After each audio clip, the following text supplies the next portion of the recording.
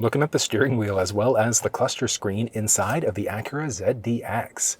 The walkthrough here is going to cover off everything that you need to know. First thing I'm going to point out is that the steering wheel inside of the ride is going to be power telescoping. So down by the left part of the column there, in, out, up, and down to find that perfect position for you.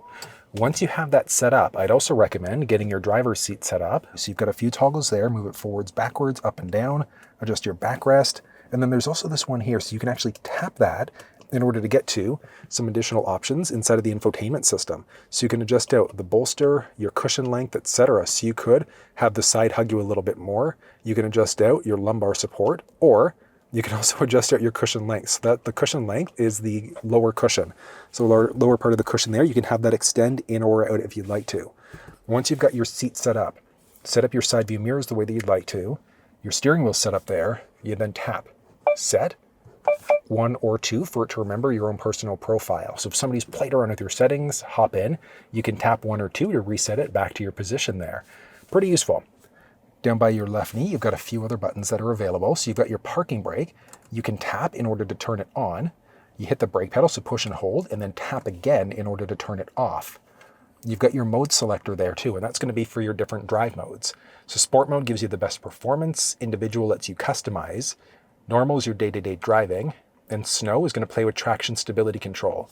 But with the individual mode, you can tap this in order to customize it. So you can adjust out your steering. Do you want it to be a little bit more of like loosey-goosey with normal, or sport stiffens things up? Same thing with the suspension, your brake, motor sound there too, so that faux sound that plays through. You can adjust it out that way. You can toggle a lane keeping system on. So lane keeping, as long as it recognizes the lane markings, you'll see that whatever lane that you're in. So let's say if you're veering over to the left side, the outer part will go yellow, and then it's going to nudge you back into your lane. Auto hold, with that one enabled, if you come down to a complete stop, take your foot off the brake, the vehicle's not going to move. You might have the option of adjusting the ride height, and as you do that, you can see how high or low the vehicle sits. It's actually pretty neat. And then you can also increase or decrease the brightness of the cluster screen. There are so many different buttons and stocks. Starting off with the buttons along the left-hand side here. Inside of the ZDX, there are 3 different types of cruise control you're going to find, which is a deviation from the typical 2 you'll find in most other Acura vehicles. So you've got either normal, adaptive, or hands-free driving available. So in order to toggle the system on, you push this button here, and we know that it's on because it gives you a little message in the cluster screen. So once you've got it turned on, you then set your speed by pushing down. You can increase or decrease 1 kilometer, 1 mile per hour at a time, push and hold up, or push and hold down in order to increase, decrease at larger increments. You can hit the brake to cancel your speed, you can hit the cancel button to cancel your speed, and then you push up to resume your previously set speed. But like I said, 3 different types of cruise. So if you take the cancel button, if you push and hold it, that's going to turn you into either regular cruise, so that's your old school cruise. You set it at 80, if the car in front of you slows down, yours will not brake. But if you take that same button, you push and hold it again, that's where you get into adaptive cruise control with your gap adjustment here. So there are 3 unique levels. That's how close or far are you from the leading vehicle. So you set your speed at 80. The car in front of you slows down, yours will automatically brake. They change lanes, you change lanes, it's going to pick you back up to your previously set speed. And then there's also hands-free driving. When it's available, you have to have the adaptive cruise system on first, and then you'll notice a little white steering wheel pop up somewhere inside of the cluster screen. When it does, tap this, and that's going to turn the hands-free system on. This upper part of the steering wheel will go green, and at that point, it's full hands-free driving. You don't even have to have your feet on the gas and the brake. It controls everything. It'll speed you up, slow you down. It's even got the option for lane change assist. So if we go into the infotainment system here, settings, vehicle, you've got your hands-free change. So off, turn signal activated, or automatic. So the way that this works with off, it's old school. So you hit the turn stalk to go left or right, and you just manually have to change lanes yourself. With turn signal activated, you hit the turn stalk to go left or right, the car's going to check to see if there's anybody in that lane and automatically change lanes for you. You don't even need to have your hands on the steering wheel. And then automatic takes it up to the next level. So let's say if you've got it set at 80, the car in front of you is going too slow, the car will automatically put on the turn stalk for you, it'll change lanes for you, it'll pass that car, and then it's going to put the turn signal back on to get back into the lane that you were just in. It is a brilliant system. But if you want a live demonstration of actually using that cruise control system, you'll find it down in the description of this video. Your stick along the left-hand side is pretty simple, obviously for your blinkers there. There's a button on the tip of the stick. So if you just tap it, that's going to be just a single wipe. If you push and hold it, that's going to get the wiper fluid going.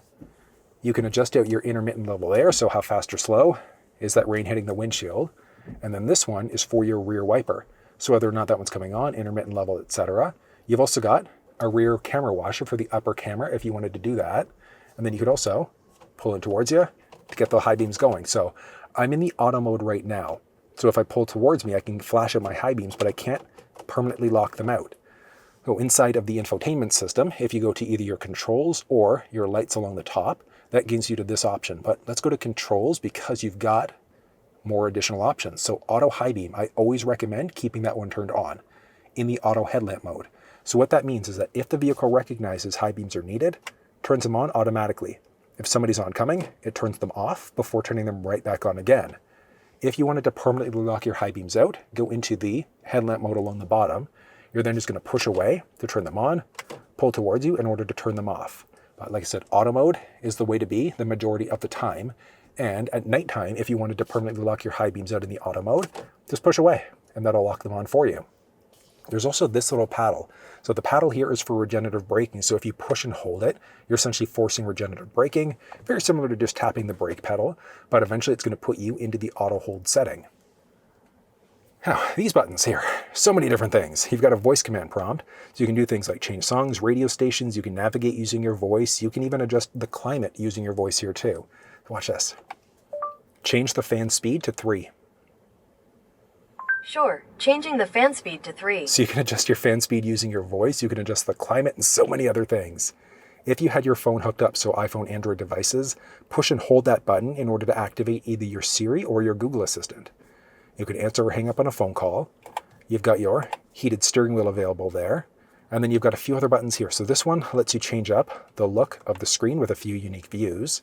This is going to be for different audio. And then you can move up or down here too in order to move between your different presets, which I'll show you that one as we dive a little bit deeper into the screen.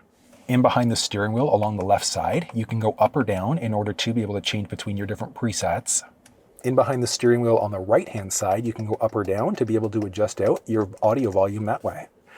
Then you've also got your gear shifter. So foot on the brake, you're going to pull towards you to go into neutral, and then push up to go into reverse, in and down to go into drive. Then there's a button on the tip of the stick in order to put yourself back into park. So if you're going through a car wash that needs you to be in neutral, pull in towards you in order to get into neutral. Pretty simple though. The cluster screen can actually be modified a tiny little bit. So if you take this button along the bottom right side of the steering wheel pad, you can push it in order to get to either a full mapping cluster view, push again to get to a driver assistance view, and then your basic like older school view instead. I'm typically a bigger fan of this view. You can see your current direction that you're facing along with your current time. So this part of the screen can actually be customized. So inside of the infotainment system, if you go to your vehicle status, you have a bunch of different options that are available here. So tire pressure, energy information, etc. If you want your tire pressure inside of the cluster screen, you can do that. If you want to have your trip information, so trip counters, you can reset your trip counters, or you can add that in to the driver display along the left-hand side there. So that is kind of customizable. So you can reset your trip counter there, add or remove things to the display if you'd like to. If you want to get the date and time, just go to this screen, add something in, and then remove it in order to get that. But you can add any of this information into that part of the cluster screen there if you want. You can see your current battery level, whether or not you've got the parking brake engaged, yay, nay, vehicle's ready to drive. And then you've also got your gauges here. So you've got your battery gauge this way, which shows your mileage till empty. And then this one, which is going to show your battery level done differently. If you go to your vehicle settings, and then, got so many options. We're looking for system units. You can change between either US or metric. So if you're going cross-border, you can easily change out all of that information. And that even changes up the temperature down low there too. Your current odometer is there, your current energy usage, and then you've got these two different gauges, which I'll explain in a second. You can see what gear you're currently in, along with your current temperature along the very top there. And then you can use the buttons here to do a few things too. So you can tap this in order to get to your audio sources. So do you want to go to AM, FM, Sirius XM? And then you're just pushing in the middle. So you're using that switch, and then once you choose whatever station you like, push in the middle there. So if you tap this button, that's going to let you go to your different audio sources. If you then don't tap the button, so if you just go up and down, that's going to let you go between all of your favorites.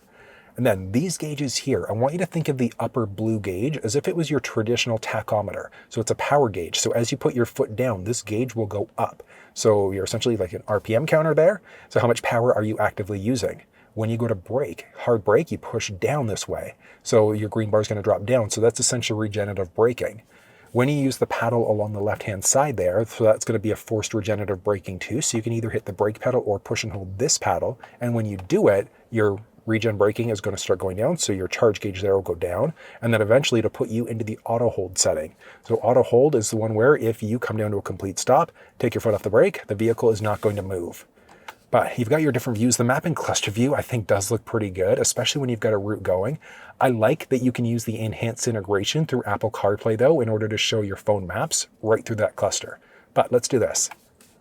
Navigate to Tim Hortons. There's a Tim Hortons 0.3 kilometers away. Want to navigate there? Yes. All right, and we are starting the route out. And once we've got that route going, I mean, that just looks nice. So you've got your full map and cluster view there. When you're on any of the other screens, you can at least see your turn-by-turn directions right inside of the screen too. But with your head-up display along the top there, you can see your current road speed along with your current vehicle speed. If you have an active route going, it's your turn-by-turn directions, and then your current time along the bottom there. Inside of the infotainment system, if you go to your controls, you then got a bunch of options, but you can go adjusting out your head-up display. So you can adjust the brightness, you can move it up or down. So you do want to adjust the height up or down, depending on where you sit on the seat. And it's the same thing with the rotation. So do you want to move it left or right? Or you can just turn the whole head-up display off if you want to. So I know that was a lot of information, but that's everything you need to know about the steering wheel as well as the cluster screen inside of the Acura ZDX.